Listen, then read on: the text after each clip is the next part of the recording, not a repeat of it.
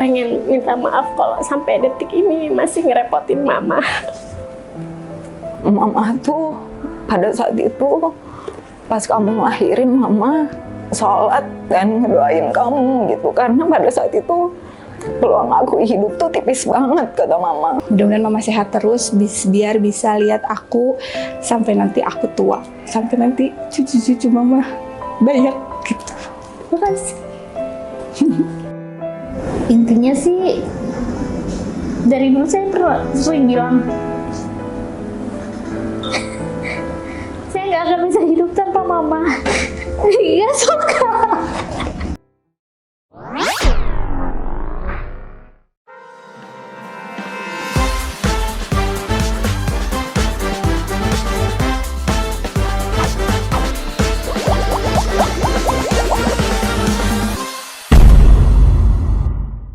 Halo, nama Sabila Saberina, panggilan Bila, Bu Bila ya. Profesinya dosen. Kesibukannya yang pasti mengurus kalau di rumah menjadi ibu, kemudian mengurus 2 anak.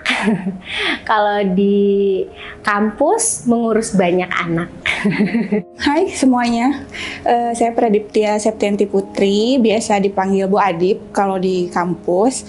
Profesi kebetulan saya seorang pengajar atau dosen di sini. Kesibukan tentunya kalau jadi dosen tentunya pengajar.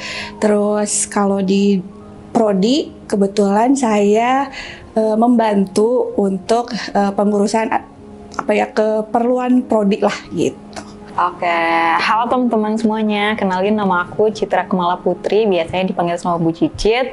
Saya sekarang mengajar di Prodi Desain Komunikasi Visual sebagai dosen tetap, juga merangkap sebagai Ketua Program Studi di Desain Komunikasi Visual Unibi. Halo semua, saya Sinta Harpini Putri. Saya berprofesi sebagai dosen di program studi ilmu komunikasi dengan menjabat alhamdulillah menjadi ketua program studi di prodi ilmu komunikasi. Dan juga profesi saya yang lainnya adalah kalau di rumah sebagai ibu, sebagai istri, dan sebagai anak.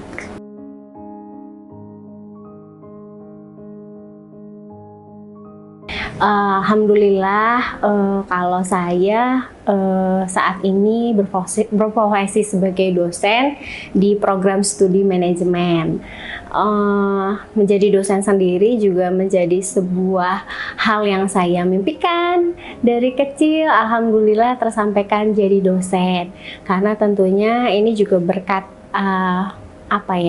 mungkin teladan dari orang tua, karena orang tua saya juga semuanya pengajar. Dosen atau pengajar di prodi psikologi. Nah, aktivitas ya. Kalau di prodi psikologi itu tentunya ya kalau saya alhamdulillahnya sekarang dikasih kesempatan untuk ngajar yang banyak berkaitan dengan asesmen. Jadi kayak misalkan pengantar tes untuk mungkin kalau orang awam taunya psikotes gitu ya. Nah, itu termasuk salah satu mata kuliah yang saya ajarkan gitu.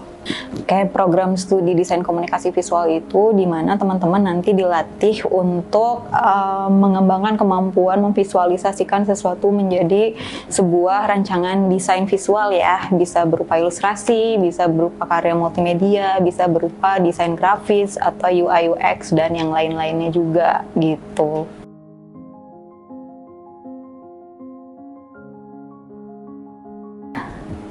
Mungkin kalau di bidang struktural sih sekarang di jabatan sebagai Ketua Prodi Desain Komunikasi Visual, tapi sebenarnya selain di luar itu ada juga capaian-capaian yang tidak bisa diukur dengan jabatan gitu ya. Dan mungkin perasaan dicintai oleh mahasiswa dan kolega sih menurut aku.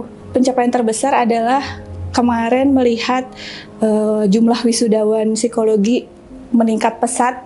Sebenarnya saya tuh bangga banget lihat mereka lulus, tapi yang paling lebih membanggakan lagi lihat mereka jadi orang yang paling bermanfaat di kemudian hari.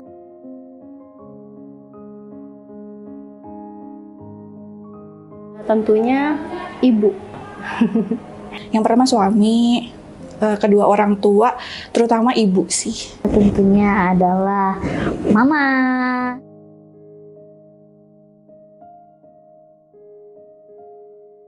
Saya juga anak satu-satunya di rumah perempuan, jadi kalau dibilang deket banget.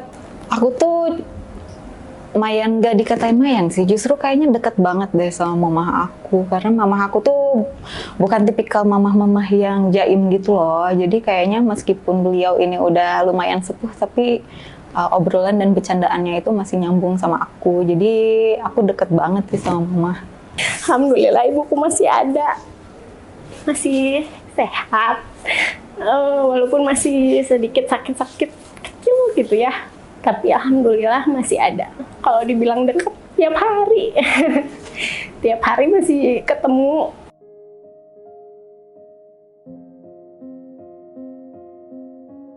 Mama aku tuh orangnya sabar banget pokoknya. Jadi kesabaran yang aku punya itu kayaknya belum ada apa-apanya deh dibanding kesabaran yang mama aku punya.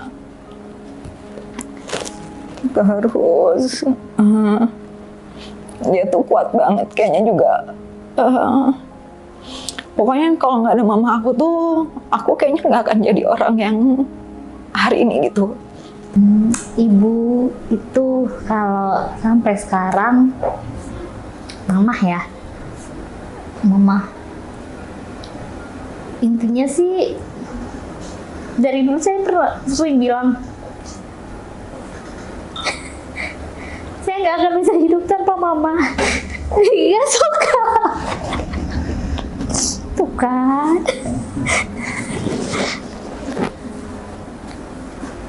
Kira sampai sekarang juga mama ngebantuin. Yang kalau sekarang kan tugasnya kayak ngebantuin jagain anak saya gitu ya.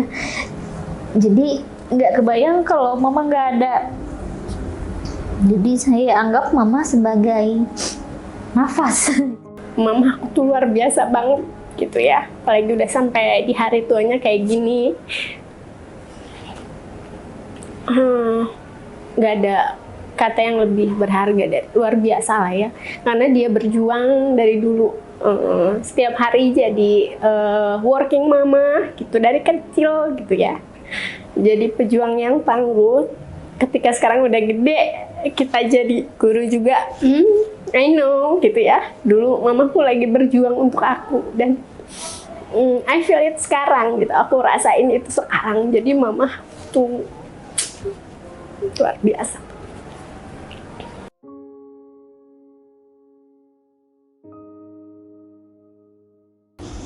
Berubah banget. Kalau dulu mungkin ada sisi nganggap mamah tuh cerewet, bawel, apa sih ikut-ikutan aja urusan anak-anak gitu kan. Tapi sekarang sejak saya jadi ibu jadi tahu bahwa bawelnya beliau itu memang demi kebaikan saya. Pada akhirnya saya selalu ngebayangin, oh susah ya ternyata jadi ibu. Iya dong. Kalau dulu mungkin ketika kita belum jadi ibu tuh kayak oh gitu aja. Setelah kita jadi ibu tuh kayak ternyata dulu mama aku tuh bener-bener luar biasa banget. Berubah sih pasti, karena dulu tuh aku bandel banget ya anaknya ya. Kayak rebel banget pokoknya zaman dulu aku masih remaja tuh ya. Sekarang kayaknya kalau pas udah jadi ibu tuh aku jadi ngerti sih sudut pandang mama aku dulu waktu ngasih nasihat kenapa beliau kayak gitu.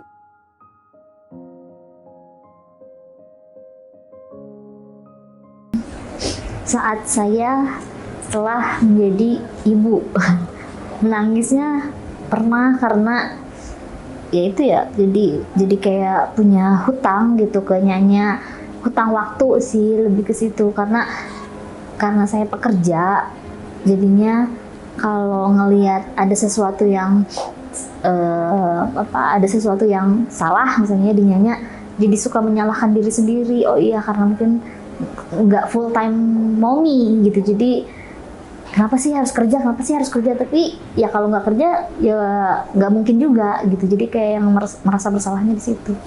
Pas aku ngelahirin tuh anak aku lahir sekaligus aku juga lahir sebagai ibu kan. Di situ tuh aku ngerasain rasa sakit kayaknya yang belum pernah aku rasain selama ini. Jadi kayak di saat itu juga aku mungkin ngerasain ya, mama aku tuh dulu melalui banyak hal sampai ngebesarin aku sampai aku jadi hari ini gitu. Jadi gitu deh.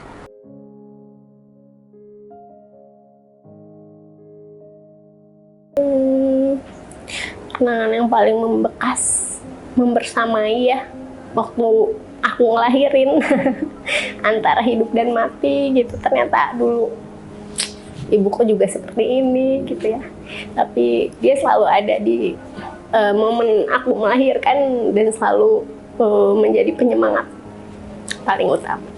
Dari yang aku inget sih, waktu pas aku ngelahirin itu kan melalui jalan yang sulit ya. Terus waktu pas aku udah sadar tuh, mama bilang katanya, mama tuh pada saat itu pas kamu ngelahirin mama sholat dan ngedoain kamu gitu. Karena pada saat itu peluang aku hidup tuh tipis banget kata mama. Terus mama bilang akhirnya pas mama pulang dulu itu ngebersihin baju-baju aku yang kena darah, kata mama itu tuh mama sampai nggak bisa ngebersihin baju itu berapa hari gitu karena dia tuh begitu mengkhawatirin aku pada saat itu. Jadi menurut aku sih di antara semua kenangan-kenangan yang banyak itu, aku akhirnya bisa berdamai sama mama aku gitu, bisa membangun relasi yang lebih baik itu sejak saat itu aku jadi ibu juga sih. Jadi kita jadi saling sama-sama ngerti gitu dan akhirnya jadi saling memaafkan juga gitu pada saat itu. Hai Ma, Mama, maaf ya kalau aku sering nyusahin Mama, bikin Mama sakit hati. Maafin aku ya Ma. Tapi aku senang banget bisa jadi anak Mama, nggak pernah menyesal pun, jadi nggak pernah menyesal sedikit pun jadi anak Mama. Mama sehat-sehat ya pokoknya. Mama harus bisa sama-sama terus lamanya yang Allah izinkan ya Ma. Pengen minta maaf kalau sampai detik ini masih ngerepotin Mama. Dan yang paling penting, nggak tahu lagi sih, kayaknya aku sayang banget sama Mama, nggak ada yang bisa gantiin atau bisa balikin balas budinya aku sama Mama. I love you Mama. Oke Mama, terima kasih banyak ya karena udah selalu menemani Teteh sampai sekarang, gak ada capeknya, udah ngerepotin Mama lagi karena harus ngurus Nyanya. Semoga Mama panjang umur terus, sehat terus, gak mau ada sakit-sakit Teteh Ma ya. Pokoknya kita harus selalu bersama. Mohon maaf kalau aku belum bisa membahagiakan Mama. Mohon maaf kalau aku belum bisa jadi anak yang sempurna yang seperti yang Mama pengen mungkin. Tapi mudah-mudahan aku bisa kasih yang terbaik untuk Mama. Mudah-mudahan Mama sehat terus biar bisa lihat aku sampai nanti aku tua. Sampai nanti cucu-cucu Mama banyak gitu. Terima kasih.